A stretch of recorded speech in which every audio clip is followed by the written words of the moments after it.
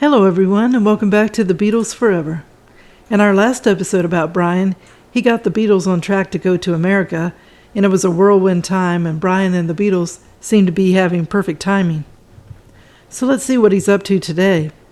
Brian in London before the American tour decided to hold a glittering party described as Mr. Brian Epstein at home on the formal invitation cards at his Knightsbridge apartment.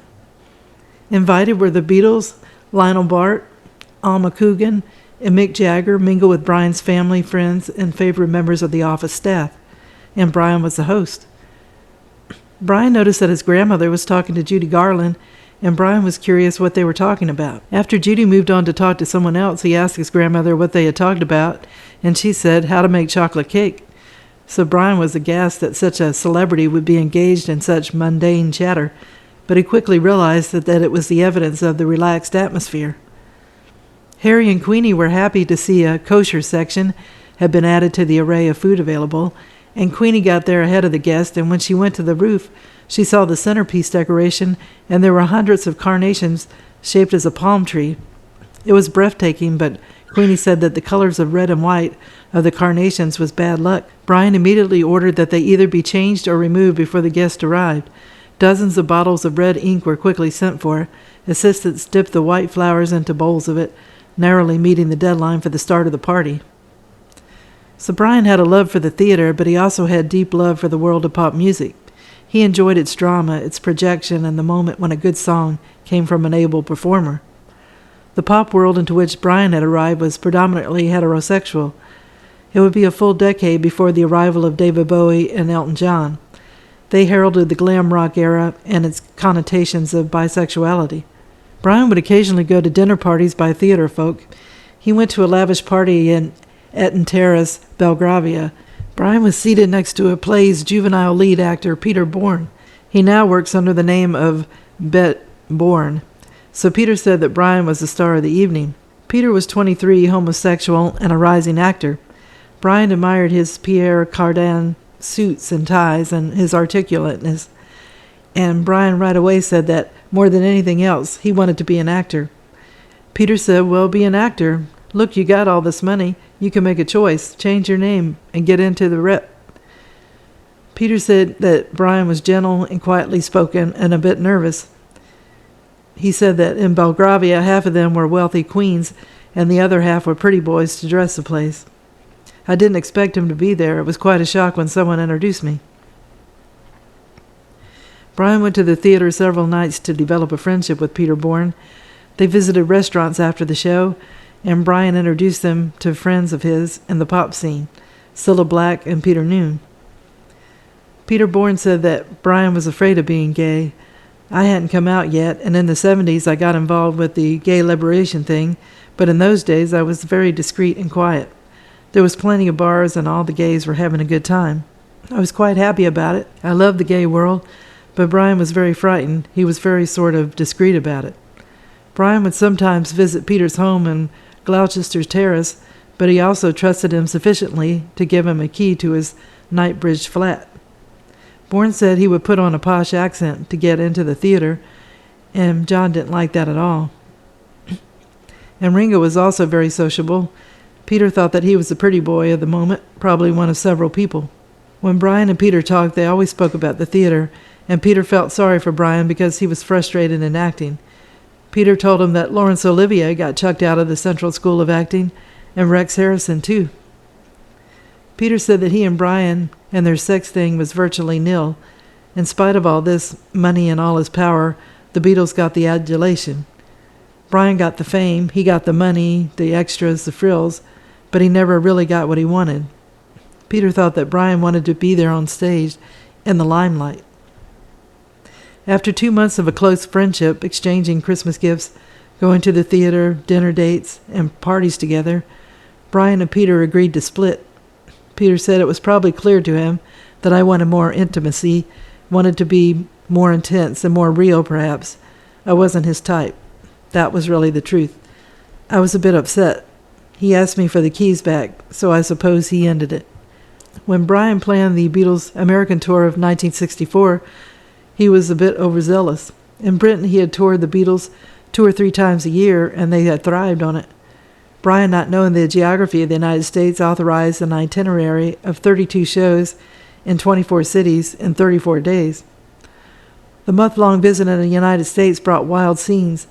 9,000 fans greeted them at San Francisco, and from the Hollywood Bowl to Philadelphia, Chicago, Boston, Cleveland, New Orleans, the Beatles had to be confined to hotel rooms, limousines, and planes. They were prisoners of their fame. January the 10th, 1965, Sid Bernstein phoned Brian and said he would like to put the boys in Shea Stadium. Shea had 55,600 seats at baseball park, much bigger than the 2,870 seats at Carnegie Hall, so it was very ambitious. Brian said, "Are you sure, Sid? I don't want to be embarrassed or the boys embarrassed." Bernstein knew he had Brian's confidence, but he still had to work to convince Brian of his scheme. He said that Carnegie Hall said that they could have sold about 200,000 seats. He said to Brian, "I will pay you for every empty seat at Shea Stadium." Brian was worried about security, and Sid said he could handle that. They didn't have a contract drawn up, just like the Carnegie Hall. They just went on honesty and integrity.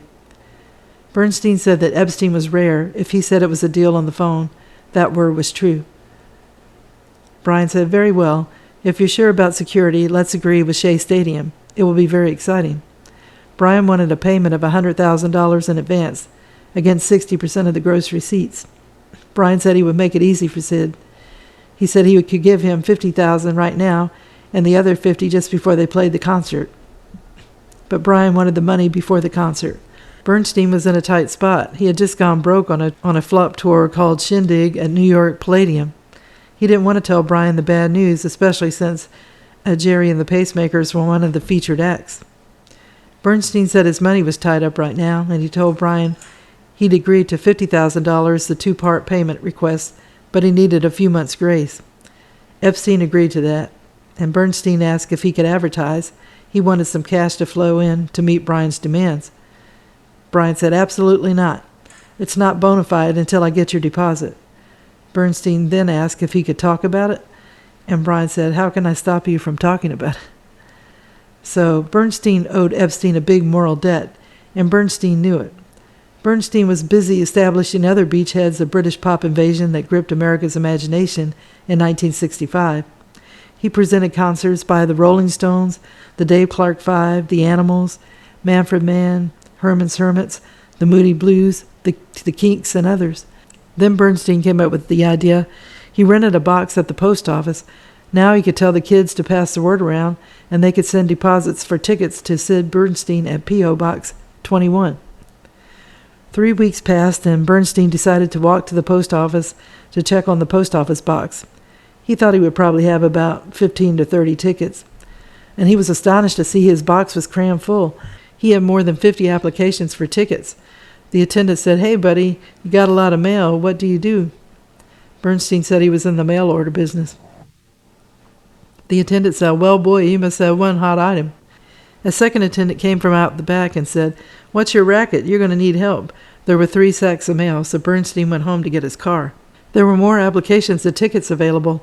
When Brian arrived in New York in April, as he had planned to, Bernstein walked into a suite and wrote him a check for $100,000. That was double the amount originally due. When no advertising, Sid had sold out Shea Stadium inside of 3 weeks merely by word of mouth, via the Beatles grapevine. Epstein was impressed by the check, but he still was concerned by security. New York City police were not allowed inside the stadium. They could only come in if there was a riot. So Bernstein brought in more ushers from Madison Square Garden and a team of detectives. There would be 700 or 800 security men, not counting the police outside. So Bernstein said he oversecured it. The Beatles' purse was more than $300,000, so the advance payment of $100,000 was topped by $80,000. And for just 28 minutes of work, that's all they did on stage. Nobody knew how short it was, and nobody cared.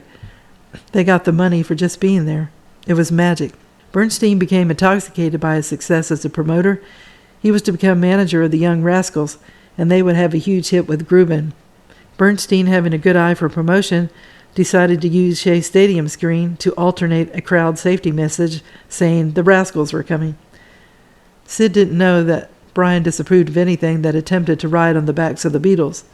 When Brian saw the plug, he got serious with Sid. He said, "Look, Sid, If you don't get that message off the air immediately, the boys would not play. So Bernstein acted quickly. He wanted to emulate Brian with the Rascals. He was to learn, like hundreds of others, that there would never be another group such as the Beatles. I saw the power, excitement, the rewards, and I wanted to be Brian of the U.S., he admitted. Bernstein, in keeping faith with Brian, paid a price. His profit on the night was a mere $6,500. So much had gone into over-securing Shea Stadium that it eroded his benefits. Brian told Sid that the way he handled Carnegie Hall and Shea, he made a promise that as long as I live or the boys are around, you shall always have them for this territory. And Bernstein brewed the day he failed to ask Brian during his initial approaches for representation rights throughout America. He said that America could have been his for the taking. I will end the video here, and it was interesting to learn more about Brian through his work. When the Beatles got the American deal, Brian threw a big party for his friends and workers to celebrate. It was a great time. Then Brian was going to the theater, and he would go to parties thrown by the theater crowd. It was there that he met an actor named Peter Bourne, and they struck up a friendship and a relationship that was short-lived. It was interesting, though, because we see how Brian was through the eyes of Peter. Then we get to see Brian in action, getting the Beatles in place to play Carnegie Hall and Shea Stadium. And he got a young promoter named Sid Bernstein to get it going, and he did a great job. And there was so much to the shows that I never realized, and to see Brian in action showed how great he was in the business world. Well, I hope you liked the video, and if you did, if you could give it a thumbs up, it will help bring more people to the channel. I appreciate the loyal viewers I have now. When I first started the channel, it took a while to grow, and I was about to give up when a viewer persuaded me to keep going, and I can't thank this person enough.